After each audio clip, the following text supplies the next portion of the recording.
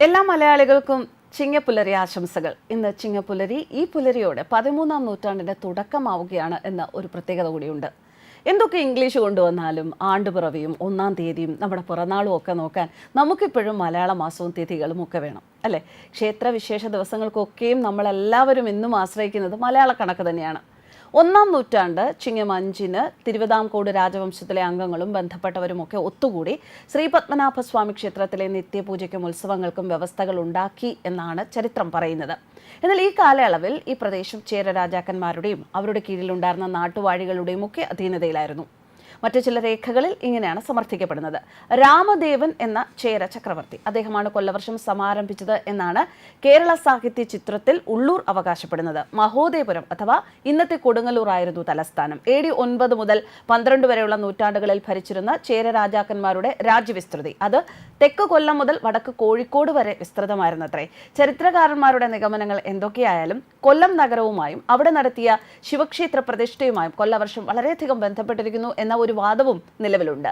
പഴയ കൊല്ലം നഗരത്തിന്റെ ചരിത്ര പ്രാധാന്യം അതുകൊണ്ട് തന്നെ ഒട്ടും കുറച്ച് കാണാൻ വയ്യ. കൊല്ലത്തിന്റെ മനോഹാരിത കണ്ടിട്ട് കൊല്ലം കണ്ടാൽ ഇല്ലം വേണ്ട എന്ന ചൊല്ലും കൊല്ലം കണ്ടാൽ ഒരുവൻ ഇവിടെ തന്നെ പാർക്കാൻ കൊതിച്ചിട്ട് ഇല്ലം വേണ്ടെന്ന് വെക്കുമെന്ന് മയൂര സന്ദേശത്തിലും പറയുന്നത് തന്നെയാണ് തെളിവുകൾ. ചിങ്ങമാസ പൂജകൾക്ക് ശബരിമല നട തുറന്നു. കഴിഞ്ഞ ദിവസം വൈകിട്ട് 5 മണിക്ക് തന്ത്രി രാജീവ് കണ്ഠരരുടെയും മകൻ ബ്രഹ്മദത്തന്റെയും സാന്നിധ്യത്തിൽ മേൽശാന്തി PN മഹേഷാണ് നട തുറന്നത്. ശരണവിളികളാൽ മുഖരിതമായ അന്തരീക്ഷത്തിൽ ശ്രീകോവിലിന്റെ താക്കോൽ വാങ്ങി തന്ത്രിയുടെ അനുമതി വാങ്ങിയാണ് മേൽശാന്തി നട തുറന്നത്. വിശേഷാൽ പൂജകളൊന്നും കഴിഞ്ഞ ദിവസം ഉണ്ടായിരുന്നില്ല. ഹരിവരാസനം ചൊല്ലി രാത്രി 10 മണിക്ക് നടയടച്ചു. ചിങ്ങം 1 അതായത് ഇന്ന് രാവിലെ 5 മണിക്ക് പൂജകൾക്കായി നട തുറന്നു. ശബരിമലയിലെ താന്ത്രിക കാര്യങ്ങളിൽ അച്ഛൻ കണ്ഠരര് രാജീവരെ സഹായിക്കാൻ ഇനി മുതൽ മകൻ കണ്ഠരര് ബ്രഹ്മദത്തനുമുണ്ട്.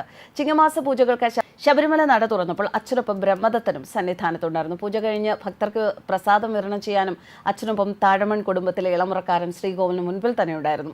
നേരത്തെ കണ്ഠരര് രാജീവരും മകനെ ചുമതല ഏൽപ്പിച്ച് താന്ത്രിക സ്ഥാനം ഒഴിയുന്നു എന്ന തരത്തിൽ വാർത്തകളൊക്കെ കേട്ടിരുന്നു. എന്നാൽ പിന്നീട് കണ്ഠരര് രാജീവര് ഇത് ശരിയല്ല എന്നും താന്ത്രിക വിദ്യകൾ ഒഴിയാൻ ഒരിക്കലും സാധ്യമല്ല എന്നും വ്യക്തമാക്കിയിരുന്നു. പൂജകളിൽ സഹായിക്കാനാണ് മകനെ കൂട്ടുന്നത് എന്നായിരുന്നു അദ്ദേഹത്തിന്റെ വാക്കുകൾ. ഇതിനൊടുവിലാണ് അച്ഛനൊപ്പം മകനും മല കയറി അയ്യപ്പ സന്നിധിയിൽ ഭഗവാനെ സേവിക്കാനെത്തിയത്. കാർമ്മികത്വ കാര്യങ്ങളിൽ അച്ഛൻ തന്നെയാണ് ഇപ്പോഴും അവസാന വാക്ക് എന്ന് കണ്ഠരര് ബ്രഹ്മദത്തൻ സന്നിധാനത്ത് പ്രതികരിച്ചു.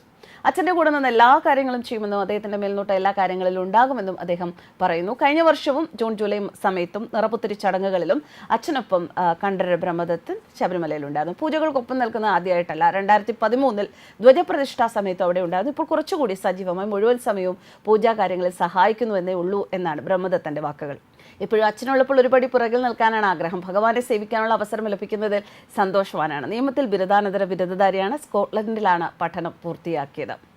എന്തായാലും ചിങ്ങം പിറന്നതോടെ ദക്ഷിണ മേഖലയിൽ ഏറ്റവും കൂടുതൽ സന്തോഷവാന്മാരായ ഒരു വിഭാഗമുണ്ട്. ഏറ്റവും വലിയ പൂവിപണിയായ തൊവാള ഗ്രാമം ഇപ്പോൾ ഉത്സവലഹരിയിലേക്കാണ്. ചിങ്ങത്തിന്റെ തുടക്കം മുതൽ ഓണക്കാലം അവസാനിക്കുന്നതുവരെ വിവിധ ഇനം പൂക്കൾ കൊണ്ട് തൊവാള നിറയും. സേലം, തിണ്ടുകൽ, ബംഗളൂരു, ഊട്ടി, കൊടൈക്കനാൽ, സത്യമംഗലം എന്നീ സ്ഥലങ്ങളിൽ നിന്നാണ് തൊവാളയിലേക്ക് പൂക്കൾ എത്തുന്നത്. പുലർച്ചെ 4-ന് മുൻപേ മാർക്കറ്റിൽ മുല്ല, ജമന്തി, പിച്ചി, വാടാമുല്ല, റോസ, താമര തുടങ്ങിയ പൂക്കളെത്തും. കേരളത്തിൽ നിന്നെത്തുന്ന പൂക്കച്ചവടക്കാർ കൂടുതൽ വില കൊടുത്താണ് ഇവിടെ നിന്ന് പൂക്കൾ വാങ്ങുന്നത്. പൂ വാങ്ങാൻ ഇത്തവണയും മലയാളികൾ എത്തും എന്ന പ്രതീക്ഷയിൽ തന്നെയാണ് കച്ചവടക്കാർ. തൊവാള ഗ്രാമത്തിൽ പൂക്കൃഷി ചെയ്യുന്നത് 3000-ഓളം കർഷകരാണ്. 1500 കുടുംബങ്ങളാണ് തൊവാളയിലെ പൂക്കൃഷിയുമായി ബന്ധപ്പെട്ട് കഴിയുന്നത്. മുൻകാലങ്ങളിൽ 8 മുതൽ 10 ടൺ വരെയാണ് പൂക്കച്ചവടം നടന്നിരുന്നത്. എന്നാൽ ചിങ്ങമാസമാകുമ്പോൾ തൊവാളയിൽ 20 മുതൽ 30 ടൺ വരെ കച്ചവടം നടക്കും. എല്ലാവർക്കും സുരക്ഷിതമായ ഒരു പുതുവർഷം ആശംസിക്കുന്നു. ഒപ്പം പ്രകൃതി ദുരന്തത്തിൽ പൊലിഞ്ഞുപോയവരെയും ഓർമ്മിക്കുകയാണ്. ന്യൂസ് ഡെസ്ക് കർമ്മ ന്യൂസ്.